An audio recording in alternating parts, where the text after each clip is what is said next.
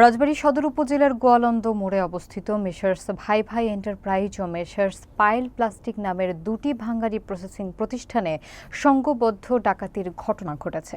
গত ৩ আগস্ট রাত আনুমানিক ৩টা ৩০ মিনিটের দিকে ৬ থেকে ৭ জনের একটি ডাকাত দল প্রতিষ্ঠানের নাইট গার্ড মোহাম্মদ মুজিবরকে অস্ত্রের মুখে জিম্মি করে বেঁধে রেখে এই ডাকাতি চালায়। বিস্তারিত দেখুন বাবলু শেখের প্রতিবেদনে। ডাকাত দলটি ভোর ৪টা ৩০ মিনিট পর্যন্ত অভিযান চালায়। তারা অফিস কক্ষের তালা ভেঙে নগদ ১২,৭১,০০০ টাকা লুট করে নেয় বলে জানা গিয়েছে। নাইটগার্ড মুজিবুর জানান, তিনি মানিকগঞ্জ জেলা সিংগাইর উপজেলার বাসিন্দা এবং দীর্ঘদিন ধরে প্রতিষ্ঠানে দায়িত্বশীলভাবে কাজ করছেন। ডাকাত দলের সদস্যরা পিস্তল ও দেশীয় অস্ত্র দিয়ে ভয় দেখিয়ে তাকে জিম্মি করে ফেলে।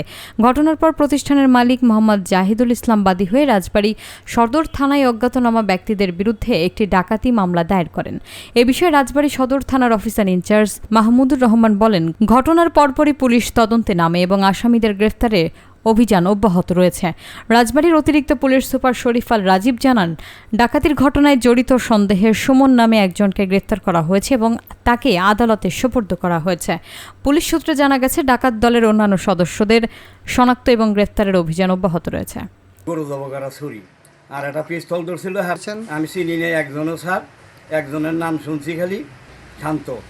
আমার প্রতিষ্ঠানে একদল দুর্বৃত্ত এসে অফিসের তালা ভেঙে ডাকাতি করে নগদ অর্থ ছিল ১২,৭১,০০০ টাকা। রাজবাড়ী থানায় মামলা হয়েছে। আমি এই ডাকাত দলের দৃষ্টান্তমূলক শাস্তি চাই। ভাইভারে এন্টারপ্রাইজের ডাকাতি ঘটনায় মামলাটি আমরা খুব আন্তরিকতার সহিত তদন্ত করতেছি এবং অতি দ্রুতই আপনারা মামলার তদন্ত একটা ভালো অগ্রগতি দেখতে পাবেন।